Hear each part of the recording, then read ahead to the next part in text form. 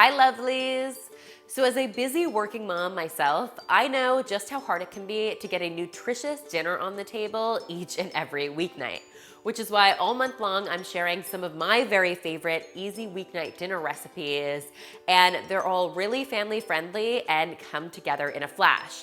Today, I am going to be sharing this awesome recipe for my balsamic glazed chicken with these absolutely delicious roasted potatoes that are golden, tender, and oh so easy to make. Just before we get to that, I did want to share one really exciting announcement with you guys. Now, some of you guys have been speculating for the last few weeks, some even for the last few months, that I am pregnant, and I have to tell you, you are absolutely right. We're having a baby. Greg and I could not be more excited about this amazing news, and Elle cannot wait to become a big sister. We are expecting the arrival of this little bundle of joy sometime in March 2021. Of course, I will keep you posted on all of the updates as the pregnancy progresses.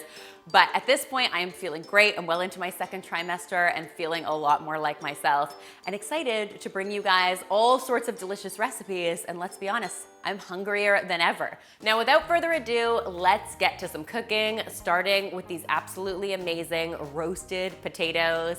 So I have got some red skin potatoes here. These are the baby red skins. I've just cut them into quarters. I love these. I just leave the skins right on them because who wants to be peeling potatoes on a busy weeknight? You can really use any potatoes you like in this recipe. It's totally up to you. But I'll be honest, the skin is actually loaded with fiber. So you're actually getting more nutrients without doing any extra work. To my potatoes, I'm gonna keep things really simple. I'm gonna be adding some olive oil. And then I've got some dried rosemary headed on here. You can use really any dried herbs you want. You could use some oregano or some thyme here. And then the final step is going to be adding a nice helping of garlic powder. So we want these to be flavorful, but not overpowering. Now, when it comes to roasting potatoes like this, I always recommend using garlic powder instead of fresh garlic. And that's because we're going to be cooking these in the oven at about 400 degrees Fahrenheit.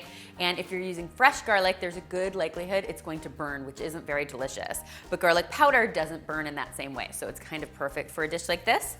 Next, we want to hit these with a generous amount of salt and of course lots of pepper as well. And then we're just going to give them a quick toss. Now, another great thing about the potatoes in this recipe is that you can actually prepare them during your Sunday meal prep. You can chop all of your potatoes and then leave them in the refrigerator submerged in water until you're ready to cook them through the week. Now, you want to keep them submerged in water because, like apples, potatoes tend to oxidize, so they'll go a little brown.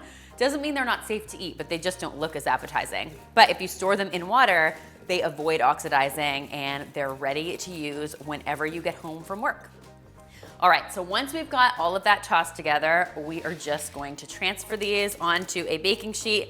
I've got mine lined with parchment paper because you guys know I am not about more dishes on weeknights. I am actually about fewer dishes whenever I can be.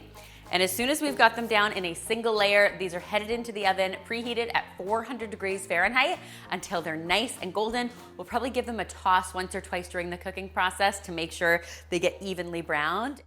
Now that our potatoes are cooking away, it is time to get started on making our incredible balsamic glazed chicken. Now, this is one of my very favorite recipes from my cookbook, Meals Made Easy. If you guys haven't checked it out yet, it's full of more than 100 incredible recipes just like this one. And a lot of them are perfect for busy weeknights. Now, to get started, I am using a skillet on the stove. I'm using cast iron here, but use whatever kind of skillet you want if nonstick is more your jam. If you're a little nervous cooking with cast iron, do not fret. I actually have a whole video dedicated to just taking care of your cast iron and getting the most out of it. I will link it in the description box below for those of you who are interested in doing more cooking with cast iron. And while that pan is heating up, we are just going to season up our chicken.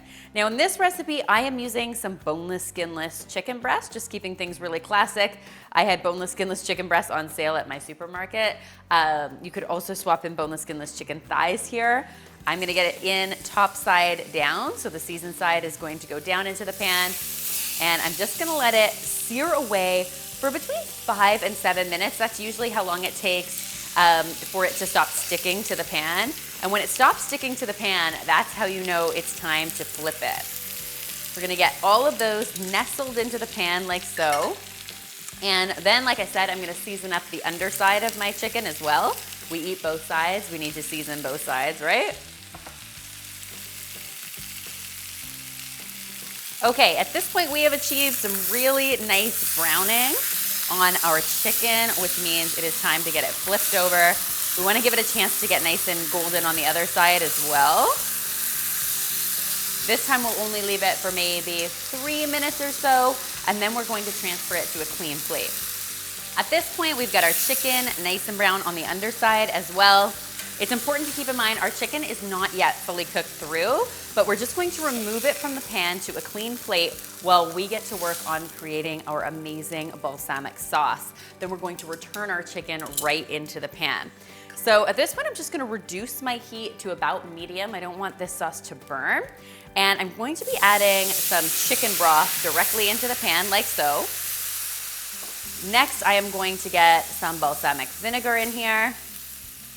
I've got a good drizzle of honey because I want there to be a nice sweetness to offset the tartness of the vinegar.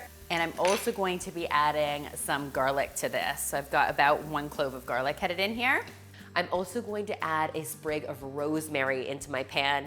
Now, sometimes I'll go through the trouble of chopping up my rosemary, but you get all the rosemary flavor this way by just throwing the sprig into the pan and none of the extra effort, which you guys know I am all about. As soon as that mixture starts to simmer away, we're going to reduce our heat to medium-low and get our chicken back into the pan.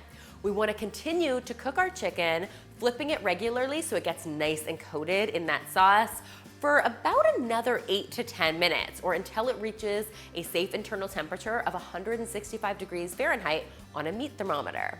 As your chicken continues to cook, you'll notice that the liquid in the pan will start to evaporate and start to become really syrupy and glazy. That is exactly what you want, because you really want that glaze to be sticking to your chicken.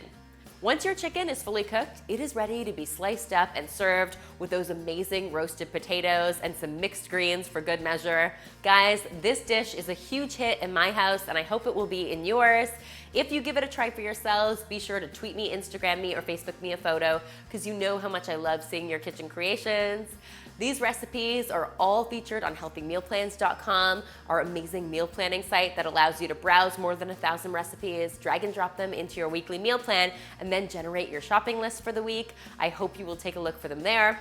And finally, if you haven't already, be sure to subscribe and hit the notification bell because there is lots more deliciousness where this came from.